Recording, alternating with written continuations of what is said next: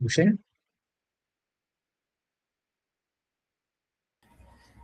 Yeah, we'll start in a minute. Okay, okay. Just let me know. Yeah.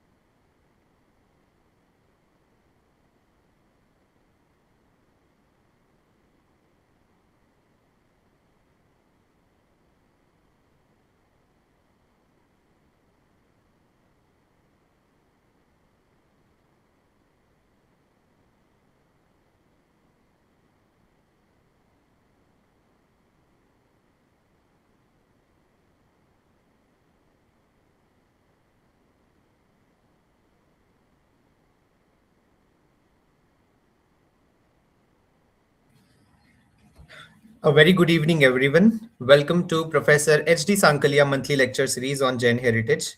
This particular lecture marks lecture 20th of this particular series named after Professor H.D. Sankalia. First of all, let me welcome you all on behalf of the Bhagwan Sheetalnath Chair for Jain Archaeology, Department of Ancient Indian History, Culture and Archaeology, Deccan College Postgraduate and Research Institute, deemed to be University Pune. For those of you who are joining us for the very first time, let me briefly introduce you all to Bhagwan Sheetalnath Chair for Jain Archaeology, which was established 2.5 years back in 2023 at the aids of International School for Jain Studies and Vardhaman Charitable Foundation for the spread and dissemination of Jain heritages, Jain archaeology, art, and architecture specifically. The various activities of Bhagwan Sheetalnath Chair for Jain Archaeology include this particular monthly series, which has been named after Professor H.D. Sankalia, another annual series named after Professor S.B. Dev, and one another online annual series that is annual, delivered in the name of Professor M.A. Dhaki. We have a certificate course in Jain Art and Archaeology, where this is the third batch of this particular course going on. And today's speaker is, of course, one of the alumni of that particular the certificate course in Jain Art and Archaeology. Apart from that, we have training programs for students in Jain art and iconography. We have workshops, national level seminars present their works, and we also have quiz competitions where all the commoners can also participate in understanding Jain heritages. Apart from that, there are certain projects going. One such project is the bibliography project, and there are certain other projects which are going on specific sites of the state of Maharashtra and surrounding areas. Now, this particular series has been named after Professor H.D. Sankalia, who is the establisher of the Department of Ancient Indian History, Culture and Archaeology at Deccan College. His contribution lies in the fact that the reading of the Palik in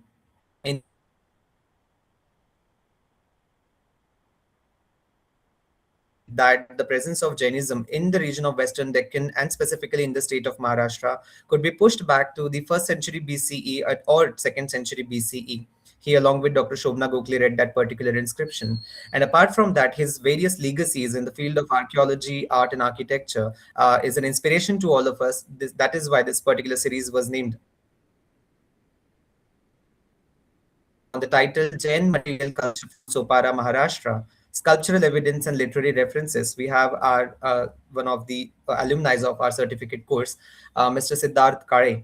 And to give a formal introduction to our today's speaker, I invite Dhananjay Khandare, who is the research assistant of Bhagwan Sheetalnath Chair for Jain Archaeology.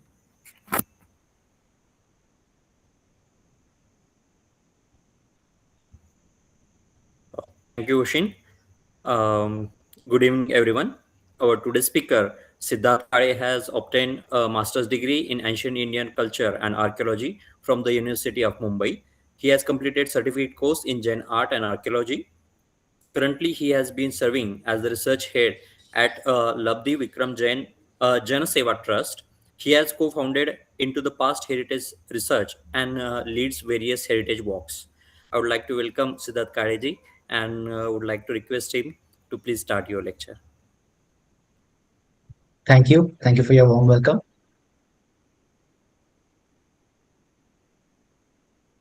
I'll just share the screen now.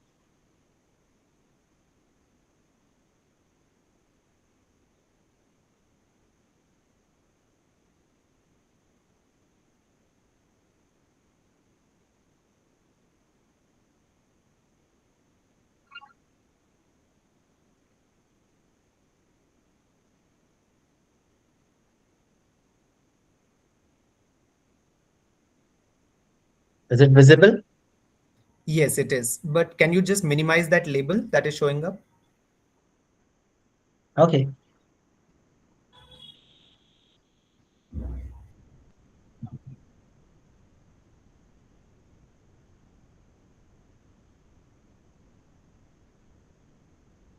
So for today's talk, Jain material culture from Sopara and from Maharashtra region, and sculpture evidence and literary references. So we are moving ahead with it. So we'll discuss about the reported work done by the earlier scholars. So long back in 1882, Dr. Bhagwan Lal Indrajit have conducted exploration in the month of January, and after his exploration has been done, there was an excavation taking place at Sopara. So in that particular excavation, we have found a Buddhist stupa, and in that particular stupa, we have found a stone cascade which contains eight images of Buddha and a coin of Yajnishi Satkarni. At the same place, around 600 to 700 meters away, there is a pond named as Achole Pond. So next to the Achole Pond, there is a graveyard. So in that particular graveyard, there was a stone which was having some writing on it. So people were very confused, and they this particular stone has been brought to by the localites to the local politicians, and from there it comes to the ASI that we need to study this particular stone. So that was the Ashokan Edict number 9, which was been discovered during the same period. So around in 1956, after the again the discovery of an another stone, that is Ashokan inscription number 8, the rock edict number 8 has been discovered in 1956 by a schoolboy who was playing around, and he discovered that particular stone. So so this much work is up till done and reported very perfectly. But apart from that, so there is no systematic work has been done. So there is one report by Savita Ghate. Uh, Even she was the student of Deccan College, so she have given one report on Sopara. Apart from that, there were small scale excavations have been happened, and still people are looking for where is the ancient Sopara.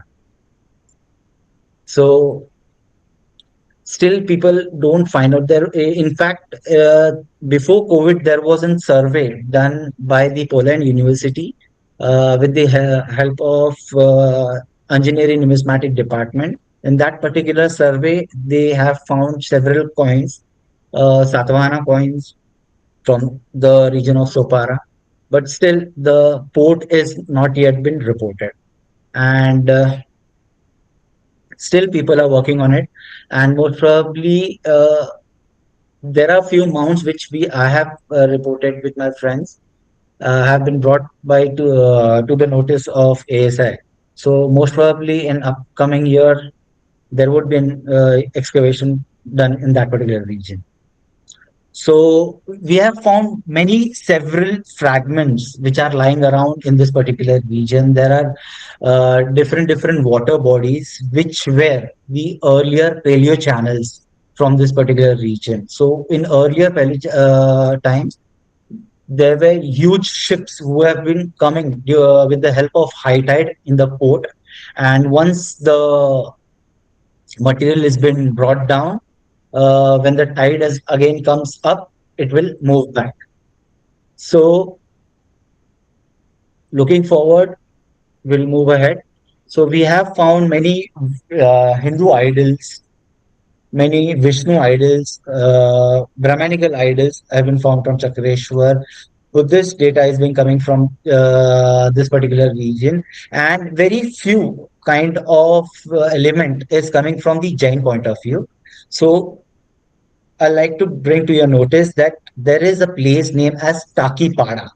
So in that particular place, there is an in situ temple under the mud. From from that particular place, I have collected around 4 to 5 huge sculptures of marble.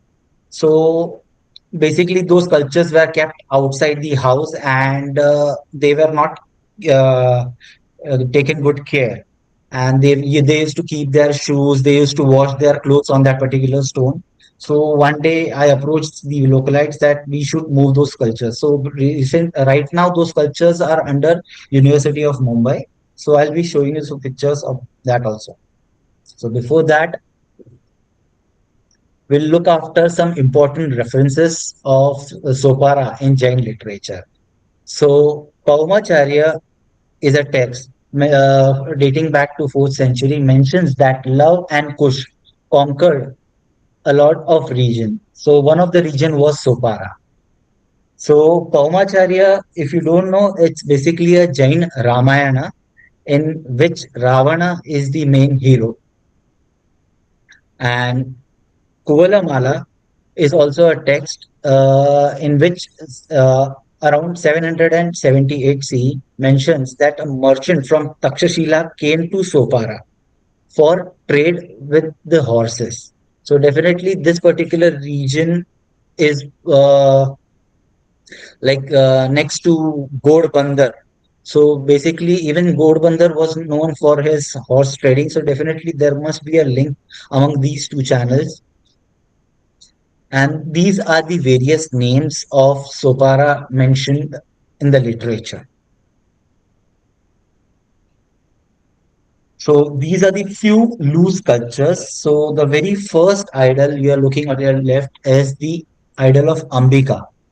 So why this particular idol is being said that this particular idol belongs to Jainism? So we can see in her right hand there is a branch of mango tree. In her right upper hand there is an Padma. In her lower left hand there is a baby, and next to her right leg there is one more baby. So Ambika is always represented with branch of a mango tree and with her two kids. The name of the kids are Priyankar and Shubhankar, and at the bottom you can see his vahana, that is lion. So on her mukuta at the center, so there is a small image of Tirthankara.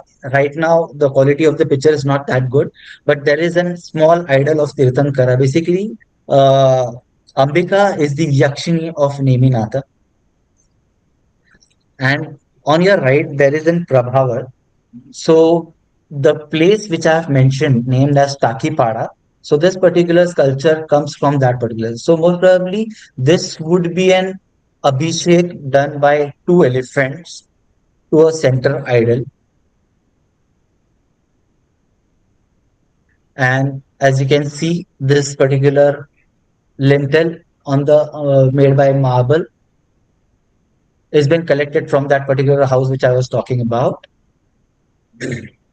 And next to the Takipada, there is a small Adivasi Pada. So people are worshipping this particular structure as Ramdev,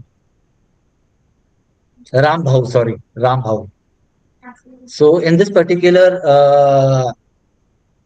panel, you can see a proper Derasar has been carved at the center with the four miniature shikharas, and at the bottom second line you will see Tirthankar are seated in Padmasana over here.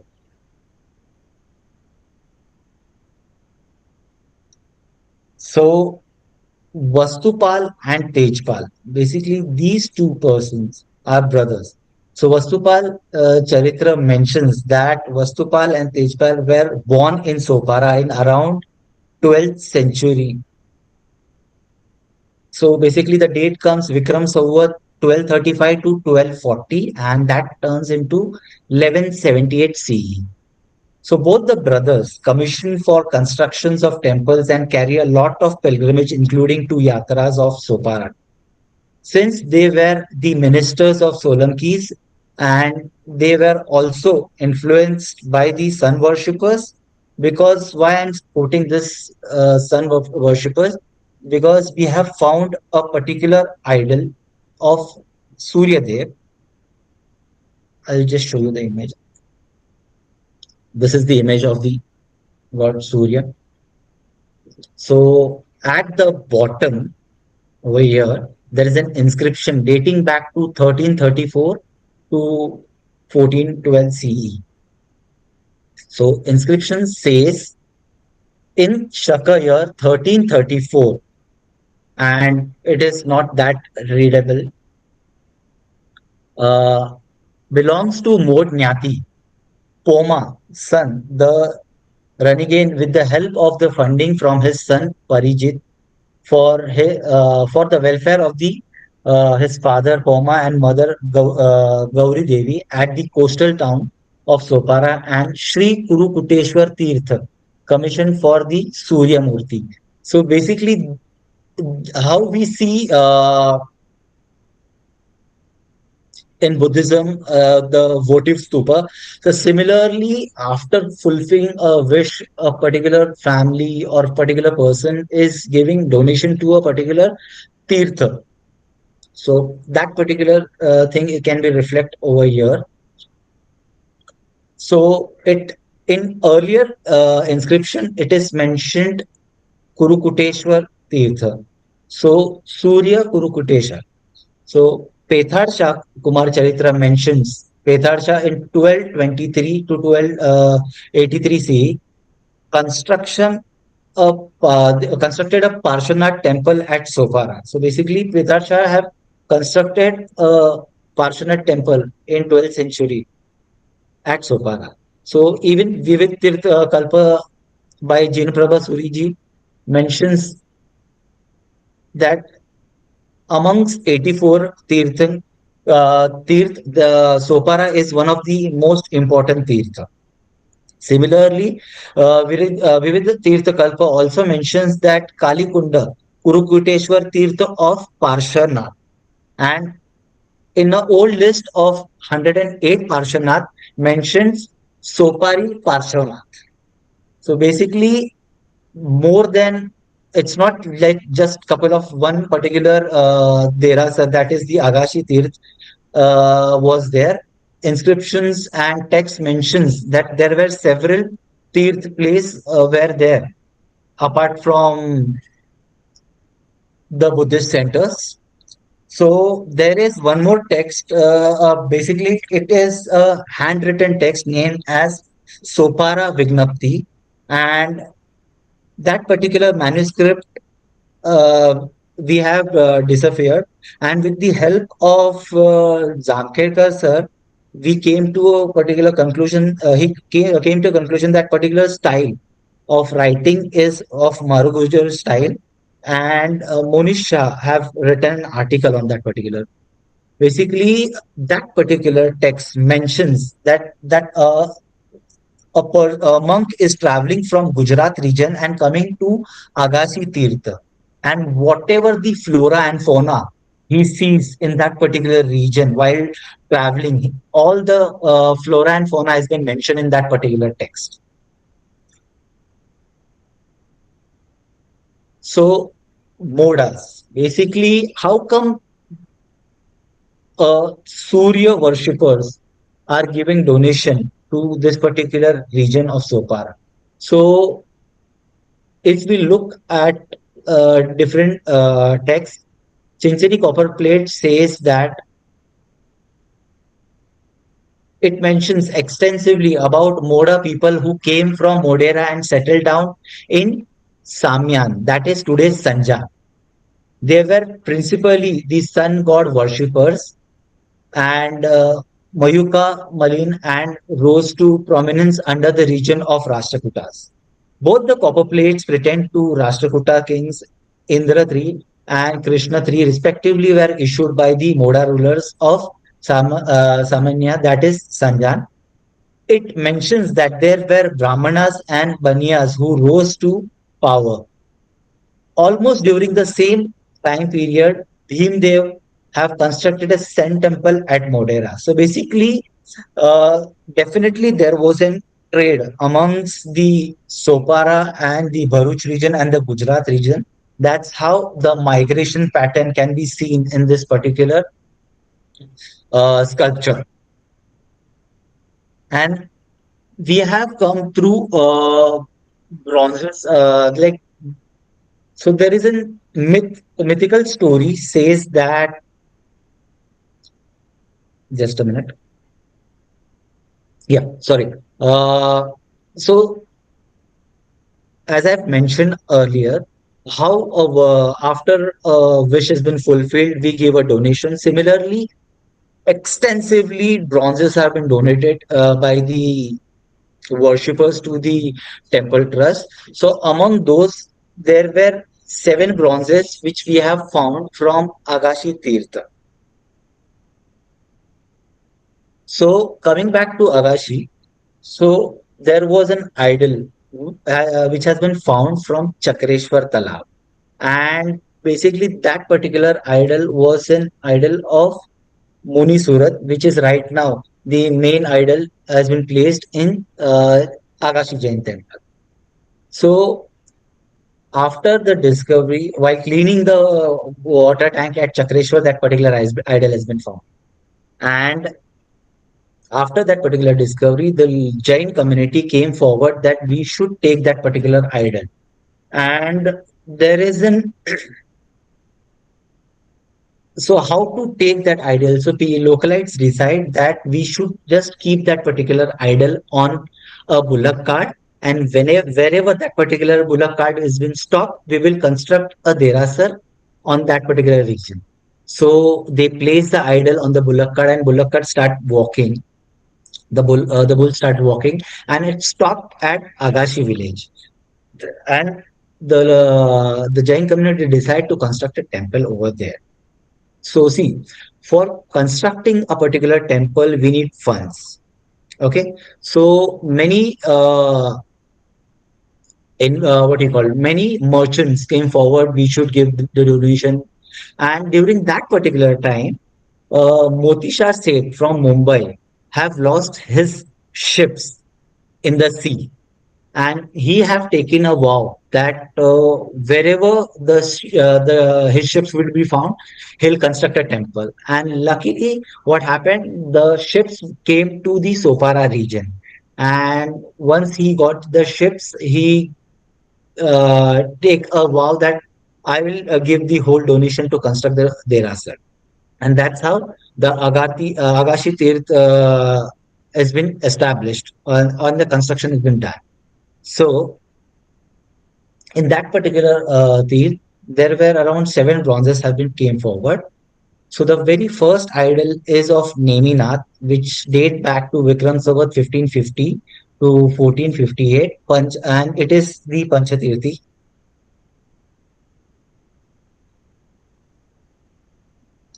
So this inscription is very difficult to read. So only the date has been visible, and the scholars and the monks were tried to read the particular inscription, but it was not readable. So the second idol is of Adinath Bhagwan, Vikram Samvat 1580 to 1461 CE. That is the Panchatirthi. As you can see,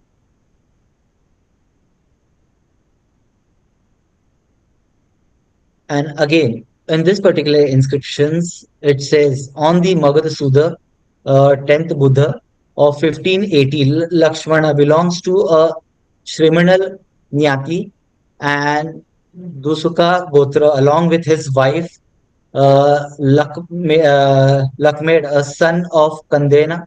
and daughter-in-law Mahili commissioned Sri Adinath image under the guidance of Chinthal Surishwar Maharaj Sahib from Kathar Gacha. So while reading this particular idols, we get particular specific date. We get the name of the peoples where he belonged from and from which Gacha Maharaj Sahib belongs to, who have uh, given the guidance uh, to make this particular idol. So the next idol is of Sumtinath, Vikram Samvat 1527 to 1470. Panchatirthi. Again, it's a Panchatirthi. So over here, why I'm saying that it's a Panchatirthi? Because we see there were five Tirthankar, 1, 2, 3, 4, and 5.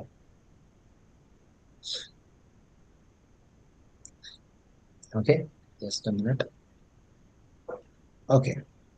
So again, this particular inscription talks about on Jetsa Vad to Shukra 1527, a resident of Dweep region, belongs to Mod Nyati Ada with his wife Suhasi and son Mandakin and daughter-in-law Maniki and daughter Demti Kutum for the welfare of their mother and father, commissioned and installed the image of Sri Sumtinath under the Guru Updesh of Sri Devratna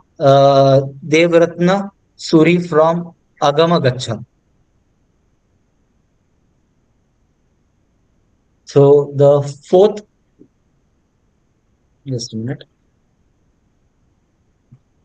You can see the fourth idol over here, Shreyas Nath, 1531 to 1474. So again, in this particular inscription, it talks about on Magha, Mahavadi 8, Soma 1531.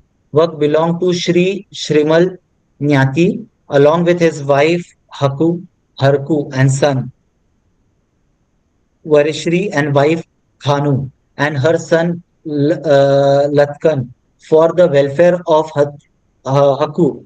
Commissioned Sri Shreyasnath image under the Munisuru Suriji of Sri Purnimagacha, which also then installed as Pratishtha by Sri Sangha. So basically, uh, this text also mentioned that who are the peoples are doing Pratishtas and what kind of vows they have taken or particular any fasting has been done by the localites during that particular vow. So Sambhavnath 1533, 1476. So this particular style of bronze is known as Chovisi. As we can see, 24 Tirthankaras can be seen in this particular image. So on Vaishak Sudhi 1533, Dungar belongs to Sri Pargavat Porwal Nyati along with his wife Ladu and son Viram Deva and his wife Ashu. Their son Pashavir Devadasi Kutumb for their own welfare commissioned Sri Sambhavnath image with uh, Chaturbasma Patta.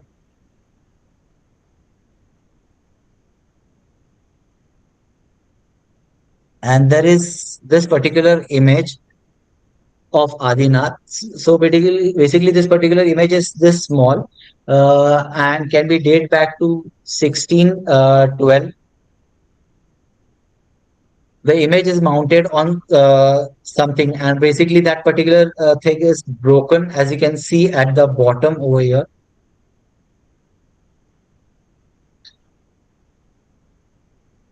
So this particular inscription says on Jeshta Sudhi Ravi 1612 Sonai Bai commissioned and installed an image of Sri Adinath.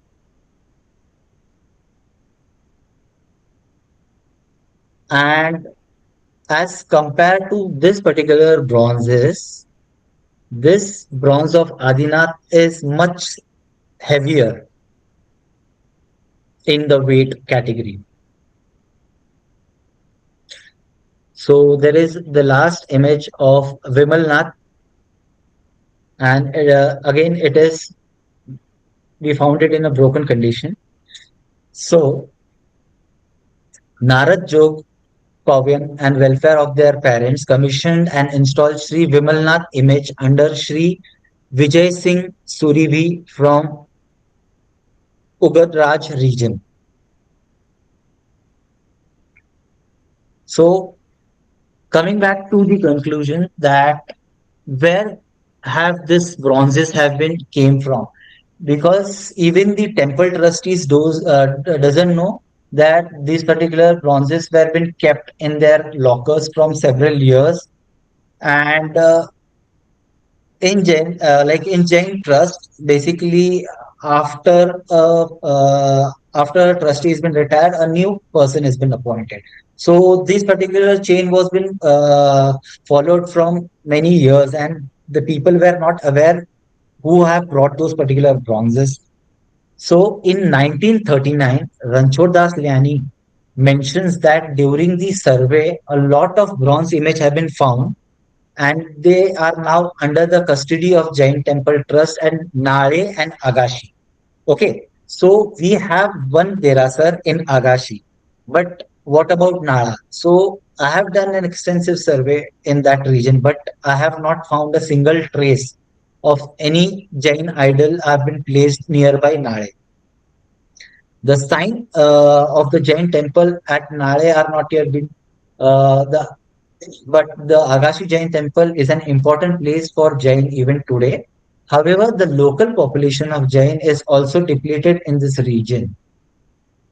Are this image found in here, and the some images are as one mentions by the Ranchodlas Nyani, because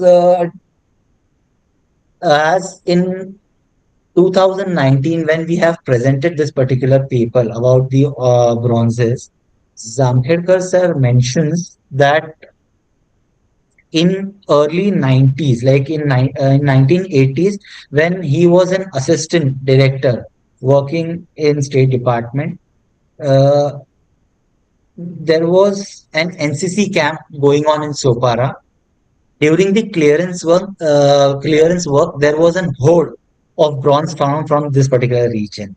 So quickly, the State Department came here and have a look on that. So during that particular time, so the superior officers denied that those particular bronzes were not belongs to Jaina, but we have a huge stupa next to the Sonarbhat region. So definitely these bronzes belongs to Buddhist. So Zamkhedkar sir was the student of art history, and he was like he was the senior, but he can't say any word during that time. But right now we try to find, like Monish and I, and we have tried to find those particular bronzes. We have looked after the uh, Delhi ASI office. Also, we have write mails that, but the bronzes are not yet been found. So we are slightly concluding that the bronzes which they have mentioned, or Ranchod Lal Das is mentioning, can be these bronzes which are right now have been kept in in Agashiti.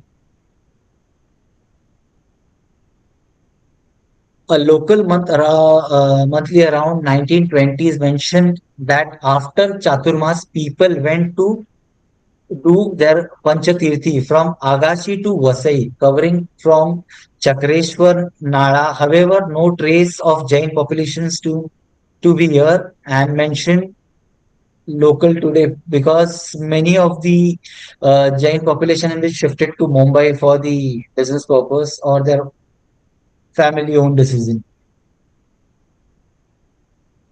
And thank you. Just a minute. So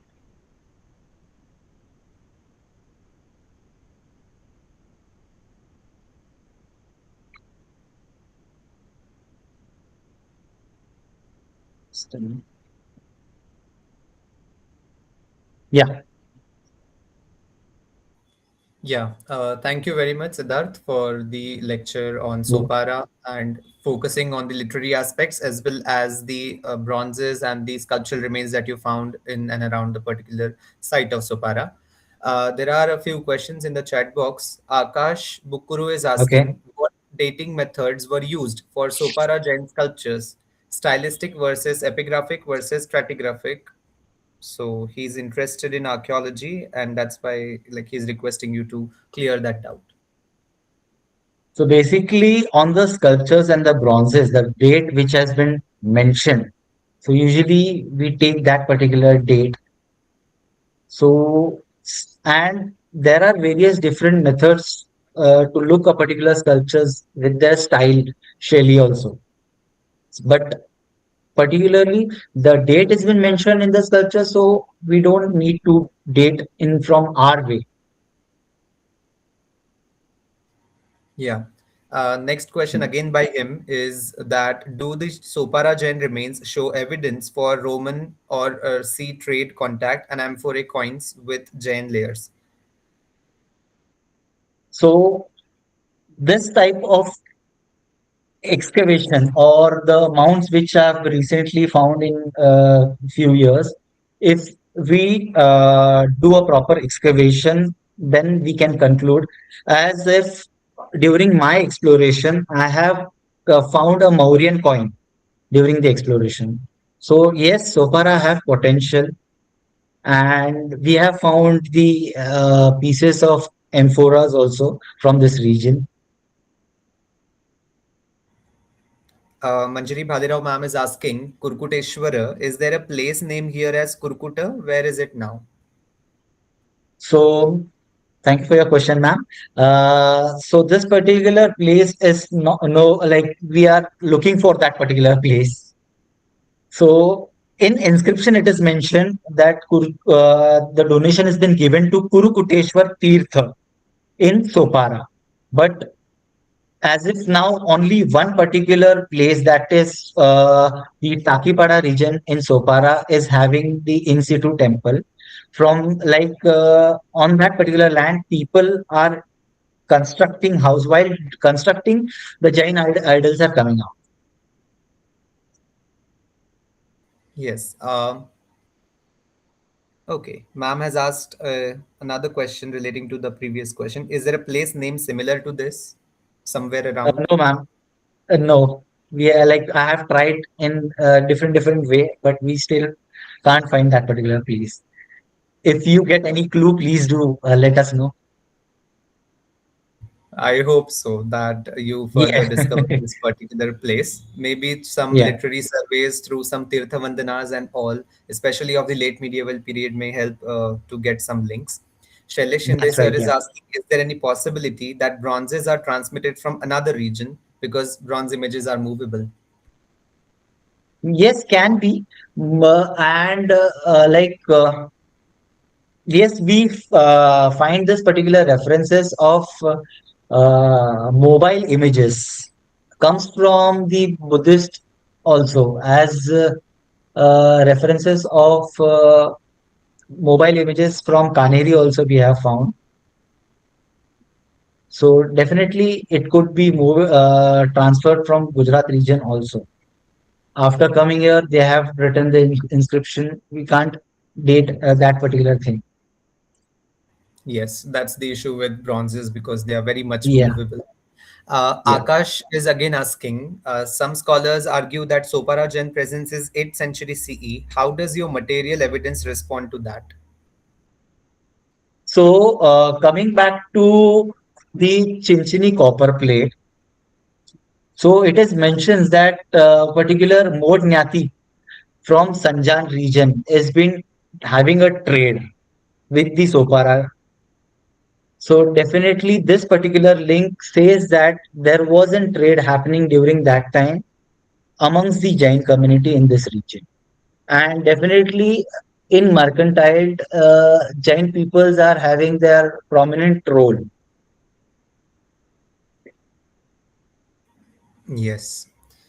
Um, I see that we have one of our patrons, Dr. Sulekchan Jain sir from USA, joined with us in this Okay. particular lecture.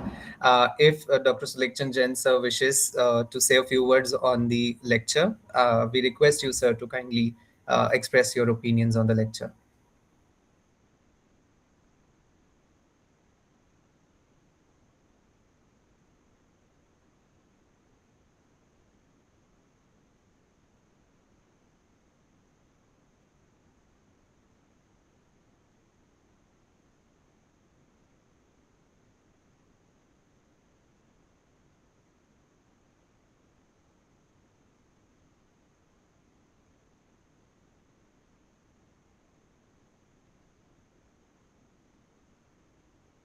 Sulek sir, would you like to say a few words? Can you hear me? Yes, sir, we Yes, sir. can. I've been enjoying these monthly lectures for the last many months. I would say these are so well preserved, so well presented, a lot of information. Honestly, I did not know all of this. So it makes me absolutely overjoyed what you people are doing. And the chair at Deccan College is really, really instrumental for Jain studies.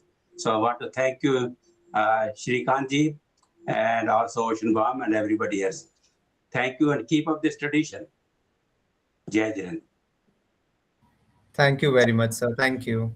Thank you. Thank you, Uh, sir. One more question is there from Akash. He says, did Sopara region experience any conflicts from ancient Indian empires? So far we don't find any weaponized kind of thing in this region. Yes, there were conflict mentions about Portuguese and Mughals, but apart from that, there were wars amongst the Satavahanas and Kshatrapas. So, like if you look at the map, till Vaitarana towards the north region of Sopara, so that particular was the border. So that Vaitarna Creek plays the role of border, and next to Vaitarna, there is a village named as Safai. So on the bank of Safai, there is a small island, and those particular islands are having small caves, and it is known as the Devi Island. And the space in that particular cave is that much, like a person can just sit in this manner and have a glance on the sea. If the ships which are coming towards the Sopar can be diverted to the Bharuch region where Kshatrapas were having their camp. At the same time, Pericles of the Earthian Sea also mentions that from one particular point, the ships which were coming to Sopara for gaining very less, like if the Bharuch region is charging very less tax, and they were been diverting from ships were coming from Sopara were been diverted to Bharuch. So not very much we can see a conflict. Like these are the conflict we can see. Yes, I see that there are no further questions. I think this story of Sopara that you narrated to us through the perspective of Jainism, also we have to look it into the context of how Buddhism survived there, Buddhism thrived, the various Brahmanical traditions thrived there, and the trade that was, of course, very much a part of this particular region, and the various cross cultural interactions that happened due to this. Because the lintel that you showed to us, lintel and the bronzes even have a lot of Western Indian influence, specifically coming from the region of Gujarat, Rajasthan. So that kind of relations with the migrations also we have to take into consideration. But all of the aspects were very well taken by you in your lecture. So we are very happy and congratulate you for the lecture. The other Thank you. questions that are there, they are not relevant, I think, at present. So we can have them later. I now request Dhananjay Khandare, the research assistant of Bhagwan Shitanath Chair for Jain Archaeology, to propose a formal vote of thanks. Thank you, Oshin. Good evening, everyone. On behalf of the Department of Ancient Indian History, Culture and Archaeology, Deccan College Postgraduate and Research Institute, deemed to be University, Pune, and the Bhagwan Shitalnath Chair for Jain Archaeology, I express our heartfelt thanks to our distinguished speaker, Mr. Siddarth Kailas Kale, for delivering an insightful lecture. I would like to offer special thanks to Dr. Sulekh Chand Jain sir, Dr. Manjari Bhalerao madam, Dr. Shanta Gite madam, Dr. Monish Saha sir, Dr. Shubha Khandekar madam, Mr. Rupesh Madkar, Dr. Shailesh Shinde, Dr. Anjay Dhanavde, and Dr. Yogesh Prabhudesai for their valuable time and presence. My sincere thanks are also due to all the research scholars, students, heritage enthusiasts, and participants who join us today and made this program meaningful through their presence and interaction. Thank you all for your participation and support. We look forward to your continuous presence and in the forthcoming lectures of this series. Thank you and have a pleasant evening.